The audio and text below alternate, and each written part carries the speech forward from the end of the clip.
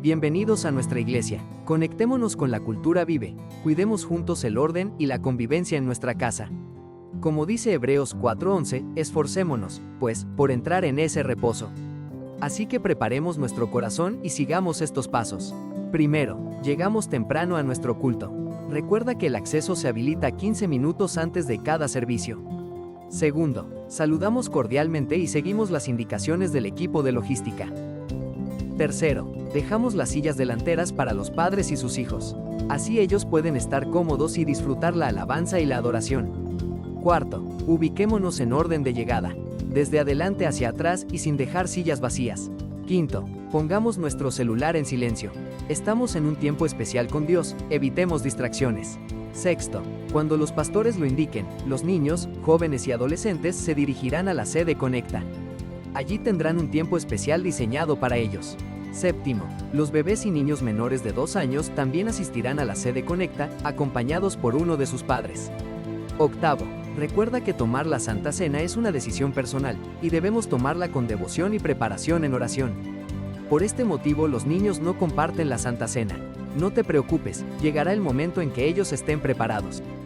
Noveno, al finalizar el culto, nos dirigimos inmediatamente a la sede Conecta, y por seguridad no obstaculizamos la salida de los demás asistentes. Allí nos espera un tiempo para compartir con un tinto o una aromática. Conectémonos con la cultura vive. Juntos cuidemos nuestra iglesia con amor, orden y convivencia.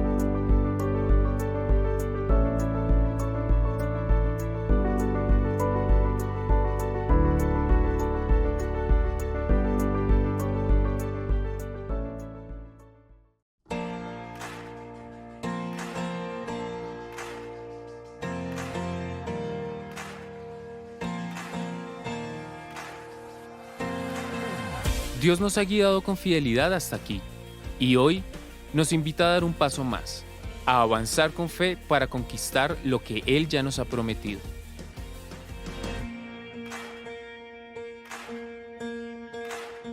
Hemos alcanzado el 45% de nuestra meta, pero el llamado es claro: llegar al 100%. Este es el momento de unirnos y ser parte de los que toman posesión de la tierra.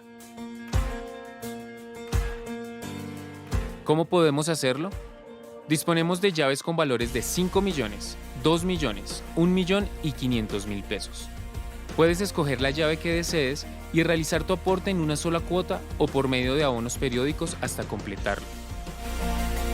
Nuestra meta es alcanzar el 100% antes del 30 de agosto de este año, fecha límite para completar tu aporte dentro del plano Agranda tu casa.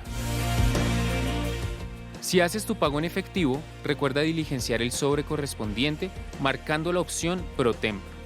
Si tu aporte es virtual, por favor envía el comprobante de la transacción al WhatsApp +57 313 285 0099, perteneciente al área contable de nuestra iglesia.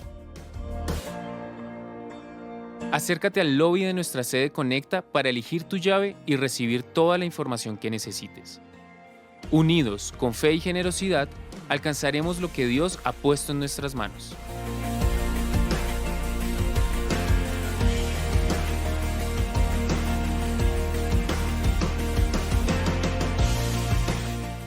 Bendiciones, hermanos. Estamos dentro de la serie de la primera carta de Pablo a Timoteo, y vimos el tema relacionado con el liderazgo, concretamente con el título pastor. Esta sección está en el capítulo 3, de 1 en adelante. Y decía así, 1 Timoteo 3:1: si alguno anhela obispado, buena obra desea. Y vimos la vocación o el llamado de un pastor. Él es tanto mensajero como tiene una misión. Hoy veremos sus requerimientos, o de aquí en adelante veremos sus requerimientos, en especial uno que encierra a todos, o como empieza, dice irreprensible en lo moral, y nos va a decir que es necesario que el líder pastoral, el líder pastor, el que ha sido llamado por Dios y tiene 3 principales dones, como dijimos, maestro, predicador, número 1, una persona que preside, número 2, y una persona que sirve, número 3, y otros dones que le acompañan. Dentro de sus requisitos es necesario que sea, y aquí está el título, marido de una sola mujer. 1 Timoteo 3:2 dice: pero es necesario que el obispo, que el pastor sea irreprensible, y empieza diciendo después de la coma, marido de una sola mujer.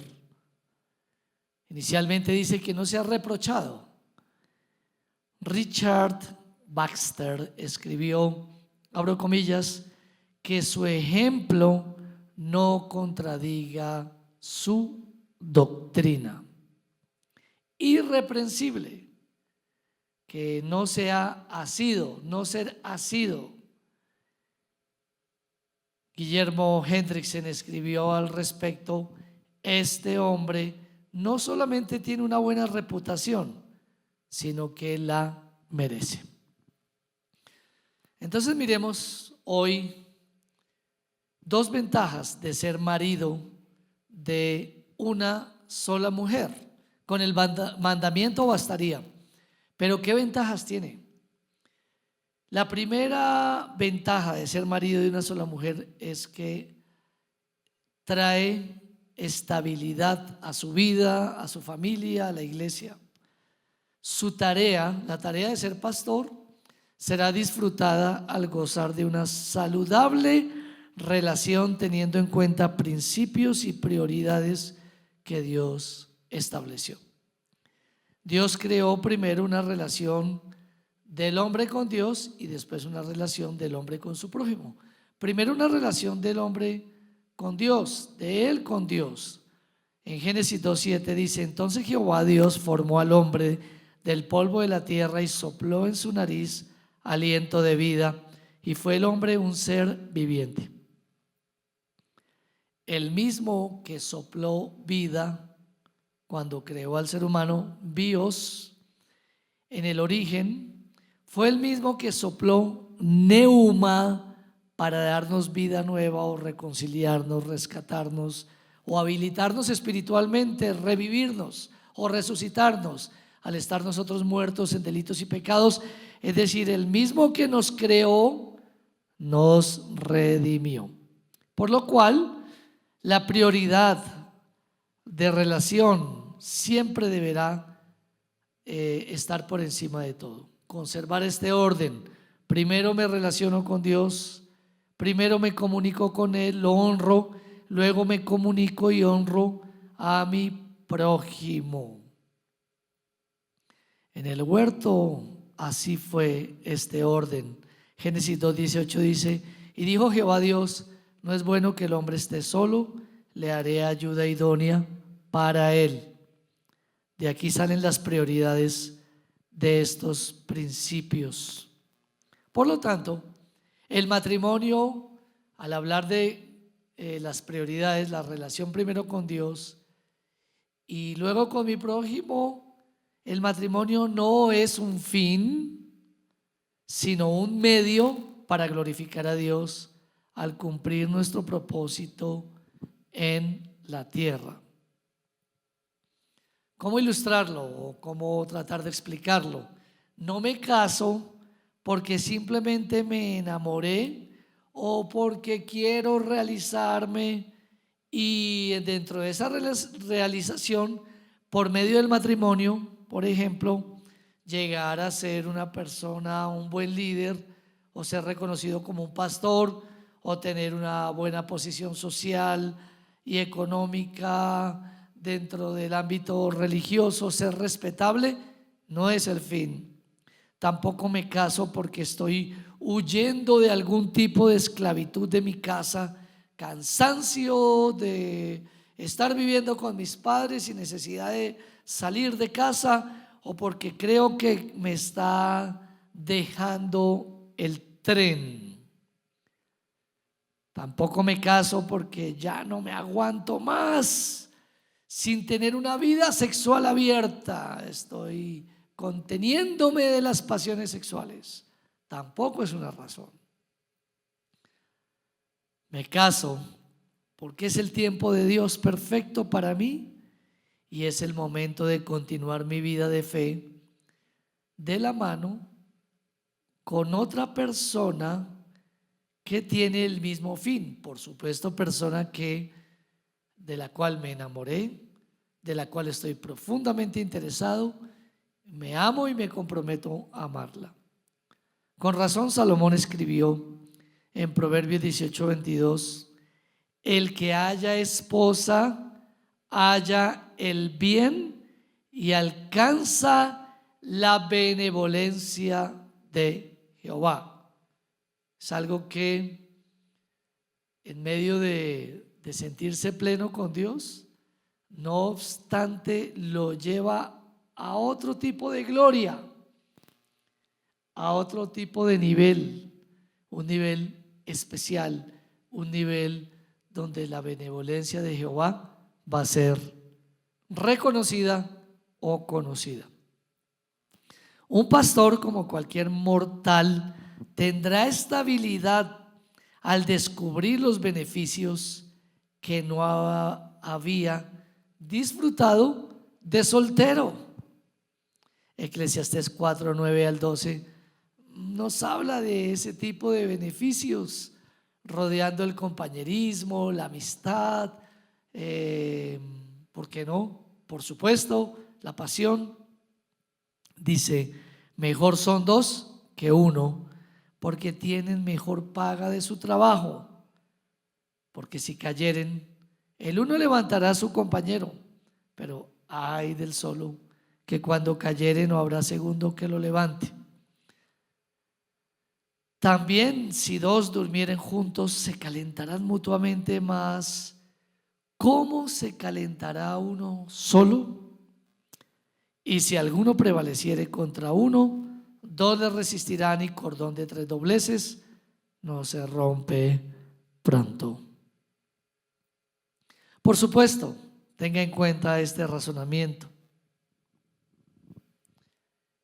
que lo que no hemos recibido o descubierto o experimentado no nos hará falta. Esto para los solteros. Dios es suficiente para sostenerlo a uno como soltero, como también Dios es suficiente para sostenerlo a uno como casado. Pero estamos hablando de un pastor, de esas ventajas de ser casado. Primera de ellas, estamos diciendo la estabilidad. Los que nos hemos casado y gozamos de dicha estabilidad, comprendemos la bendición del matrimonio en Dios.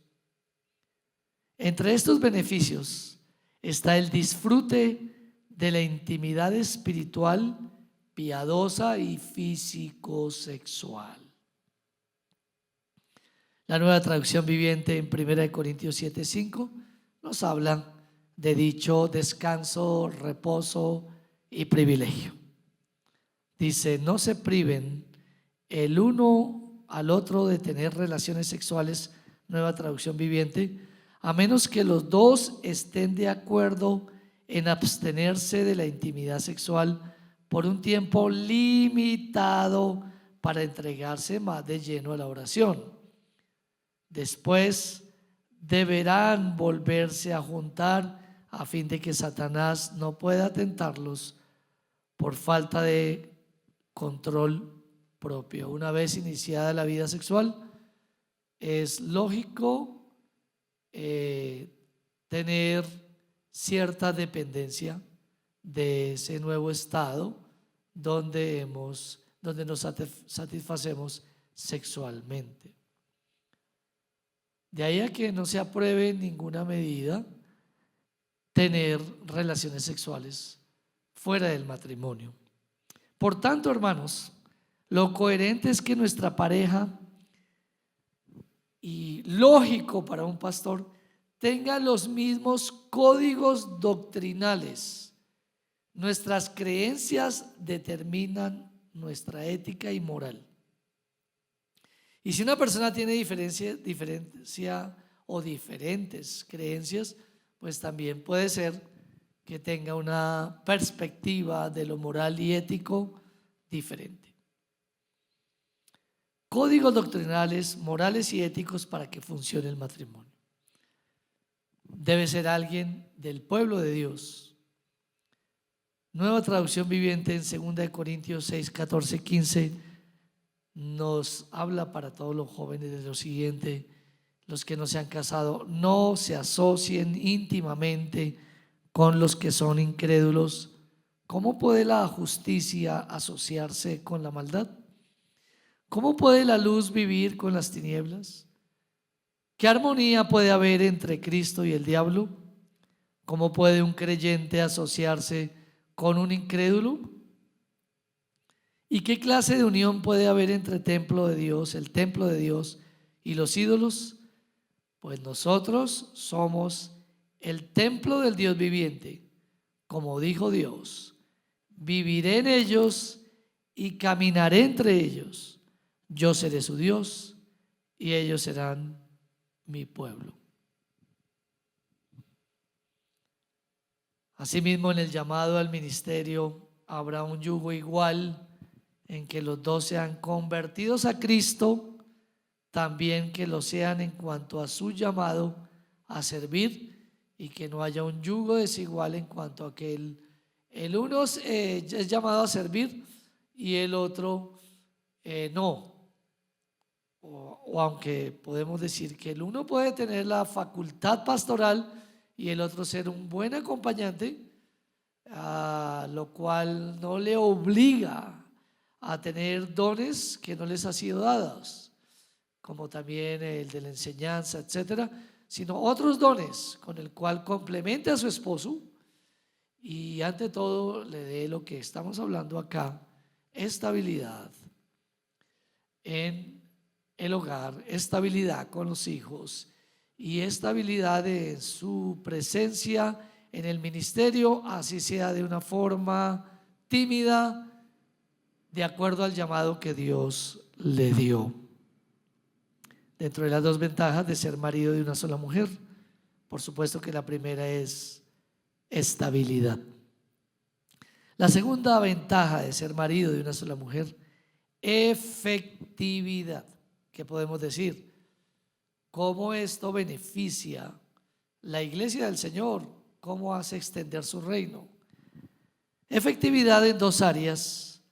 Será efectivo en dos áreas en el matrimonio: teológicamente y en consecuencia sociológicamente. Teológicamente, el matrimonio glorifica a Cristo por mostrar el misterio entre Dios y la iglesia. Y sociológicamente, la familia es la base de la sociedad. El apóstol Pablo le dice a Timoteo que el pastor deberá ser, en 1 Timoteo 3:2, como es el centro de nuestro pensamiento, irreprensible, marido de una sola mujer. ¿Dónde está la efectividad ahí?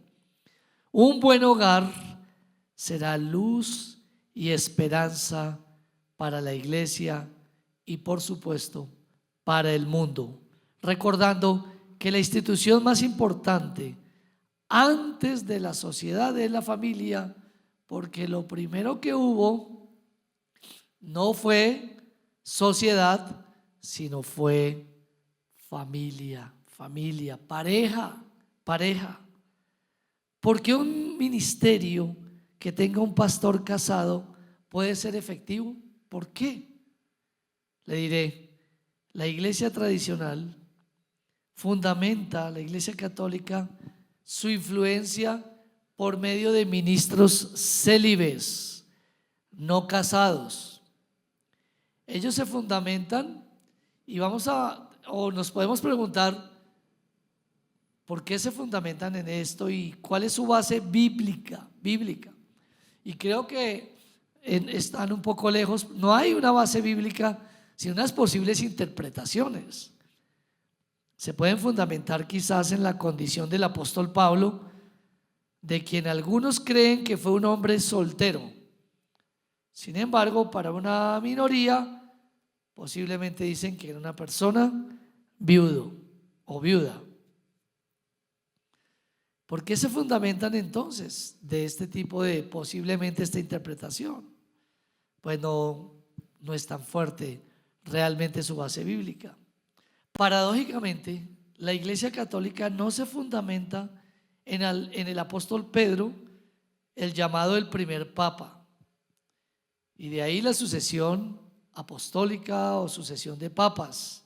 Ahora que por esta época se está estrenando un nuevo papa, y no se fundamenta en Pedro para ejercer desde su apostolado hasta cualquier tipo de servicio laico o pastoral este ministerio.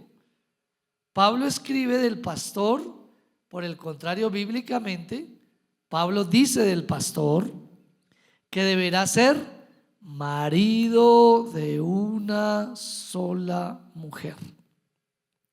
¿Nota? Que eso sí lo especifica el apóstol Pablo. En la iglesia primitiva fue así. ¿Qué se dice de Pedro? Pues de Pedro se dice que tuvo una suegra, por la cual le pidió a Jesús que si la sanaba de una fiebre que tenía. Y si tuvo una suegra, pues claro, aunque suene muy básico, fundamental o obvio, tuvo una esposa. Igual el Señor lo llamó sabiendo de este vínculo que él tenía. El Señor ya sabía que le iba a llamar. Por lo tanto, no descalifica ni hace menor. El Señor no hace menor un ministerio de alguien casado a un ministerio de alguien célibe, que tienen diferentes ventajas el uno del otro. Y quizás en 1 Corintios 7, cuando tengamos el tiempo, vamos a ver qué tipo de ventajas se los diferencia. 1 Corintios 9, 3 al 5 dice el apóstol Pablo del ministerio de los que le rodean a él, dice: contra los que me acusan, esta es mi defensa. ¿Acaso no tenemos derecho de comer y beber? ¿Cuál es la respuesta? Sí, tiene derecho. ¿No tenemos derecho de traer con nosotros una hermana por mujer, como también los otros apóstoles y los hermanos del Señor y Cefas o Pedro? ¿Y cuál es la respuesta? Por supuesto que tienen derecho. Los judíos enseñaron que el sacerdote no debería ser soltero, ni mucho menos sin hijos. ¿Con qué fin? Con el fin que fuera empático o más empático para los que enseñaba y dirigía. Entonces el apóstol Pablo quiere prevenir también con su enseñanza a otro tipo de judíos y gentiles que estaban de acuerdo con que tuvieran una mujer, pero más, que hasta podían tener más mujeres.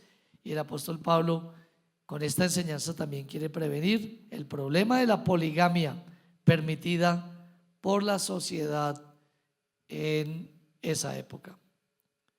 Quizás sin haberlo premeditado, hoy la Biblia no solo previene la poligamia, también en esta época o tampoco es practicada, pues la poligamia cuesta mucho socialmente, cuesta mucho económicamente, cuesta mucho emocionalmente, cuesta mucho. La poligamia cuesta demasiado. Y el apóstol Pablo también al mismo tiempo quiere prevenir la bisexualidad, con su enseñanza, marido de una sola mujer, la homosexualidad, el divorcio dentro del matrimonio. La Biblia dice marido de una sola mujer. Dios desde tiempos antiguos ha abogado por la fidelidad del pacto del matrimonio, y aquí hablaré un poquito más de la tendencia de esta época, que puede ser el divorcio. Especialmente en esta época vemos cómo esto destruye la fe de las personas y el testimonio de la iglesia de Dios hacia afuera. Entonces debe haber fidelidad en la pareja, y esa fidelidad va más allá de solamente mantenerse viviendo con una sola mujer, sino va más allá a estar con su pensamiento y su emoción dirigido hacia una sola mujer. La Nueva Traducción Viviente dice en Malaquías 2:15 y 16: ¿no te hizo uno el Señor con tu esposa? En cuerpo y espíritu ustedes son de Él. ¿Y qué es lo que Él quiere? De esa unión quiere hijos que vivan para Dios. Por eso, guarda tu corazón y permanece fiel a la esposa de tu juventud. Pues yo odio el divorcio, dice el Señor, Dios de Israel. Divorciarte de tu esposa es abrumarla de crueldad, dice el Señor de los ejércitos celestiales. Por eso guarda tu corazón y no le seas infiel a tu esposa. Wow, qué duro, ¿no? En medio de un contexto tan difícil socialmente, en medio de tantas tentaciones, tantos ofrecimientos. Debemos cuidarnos en nuestros pensamientos y hábitos para no ser infieles con otra mujer, y por lo mismo que esto nos lleve al divorcio. Hebreos 13:4 dice: honroso sea a todos el matrimonio y el lecho sin pecado, el lecho sin mancilla, pero a los fornicarios y a los adúlteros los juzgará Dios.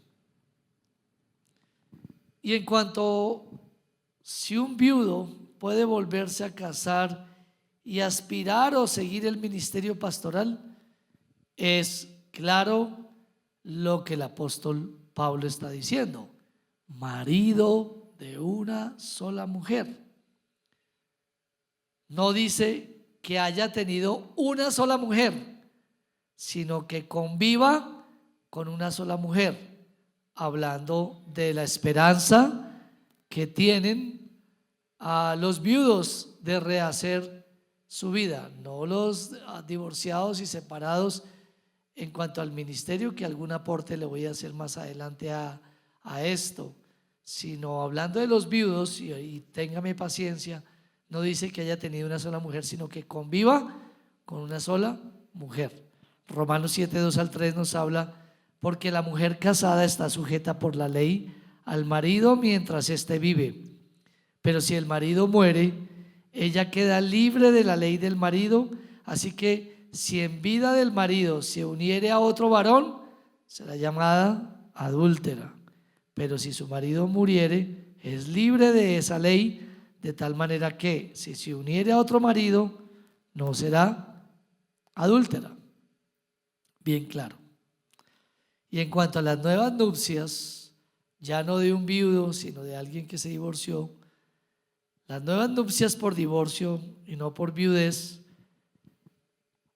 luego de haber sido ministro, hermanos, tener nuevas nupcias después de separarse, quitan autoridad o le descalifican definitivamente. El pastor, un hombre de carne y hueso, que ha sido llamado por Dios con una gran misión, tendrá unos requisitos, dice el apóstol Pablo: debe ser irreprensible. La frase completa, 1 Timoteo 3:2, dice: pero es necesario que el obispo sea irreprensible, marido de una sola mujer, que es el tema que hemos podido tratar y edificarnos doctrinalmente. Marido de una sola mujer. Que Dios le bendiga en este estudio de edificación. Bendiciones. Cantando de ese inmenso amor, dándote gloria por ese inmenso amor.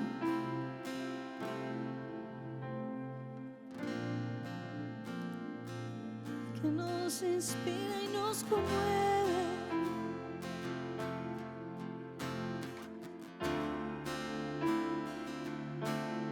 Tu inmenso amor.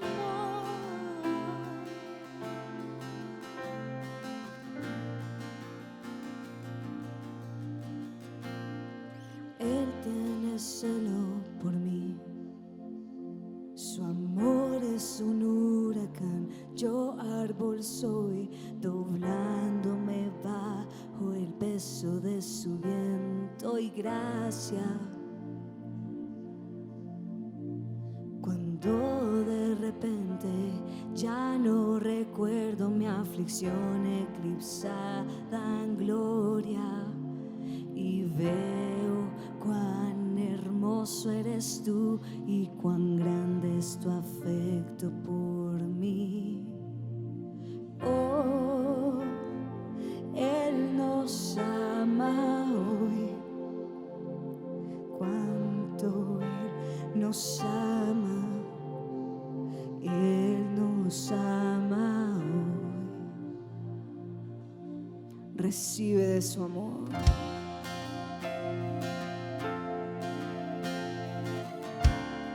Recibe fuerzas en medio de mi vida, porque en Él podemos decir que somos fuertes y vencedores. Él tiene celo por mí, su amor es un huracán, yo árbol soy, doblándome bajo el peso de su viento y gracia.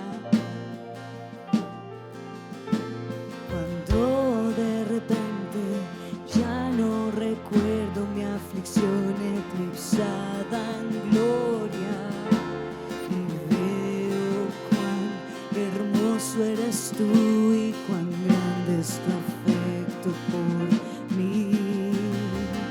Oh, Él nos ama hoy, cuánto Él nos ama, Él nos ama hoy.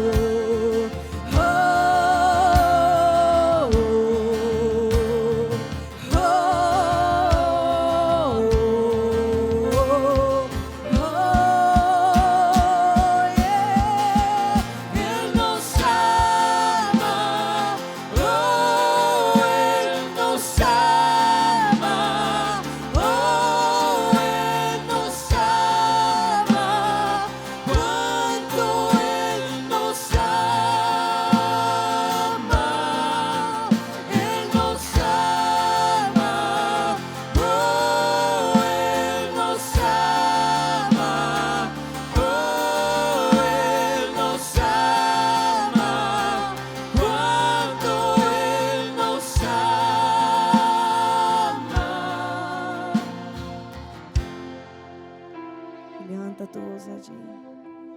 Agradece su amor. Agradece su compañía. Agradece esa porción que te regala día a día. Esa palabra que renueva, esa palabra que te fortalece. Agradece a tu Señor. Porque no está lejos, Él está cerca de ti. Cuánto me amas, cuánto me ama mi Dios.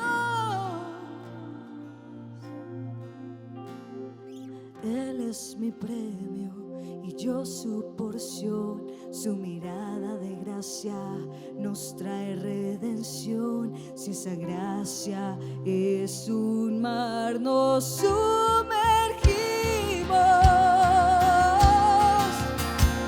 El cielo y la tierra se unen en un beso y mi corazón salta en mi pecho. No hay tiempo de persistir en lamento cuando pienso en tu amor. Él nos ama, oh, Él nos ama, oh, Él nos ama. Cuánto Él nos ama, Él nos ama, oh, Él nos ama, oh, Él nos ama. Cuánto Él nos ama.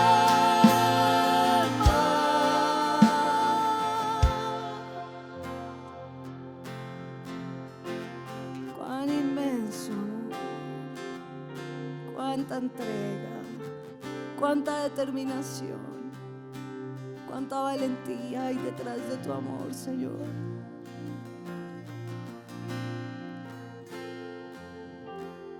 Ese amor que nos cautiva, que nos inspira, ese amor que nos llena completamente, que nos hace sentir plenos, que aun en los momentos de tribulación nos da gozo, paz.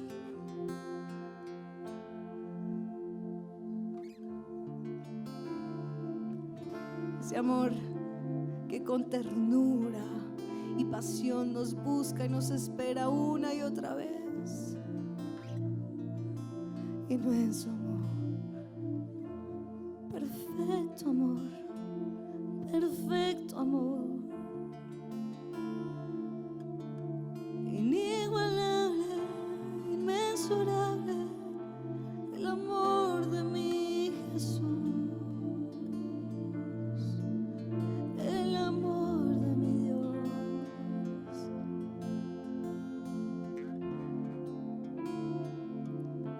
Y antes de que se acabe ese momento, bate tus manos allí delante de Dios y declara una última vez: Él nos ama, oh, Él nos ama, oh, Él nos ama. Cuánto Él nos ama, Él nos ama, oh, Él nos ama, oh, Él nos ama. Cuánto Él nos ama.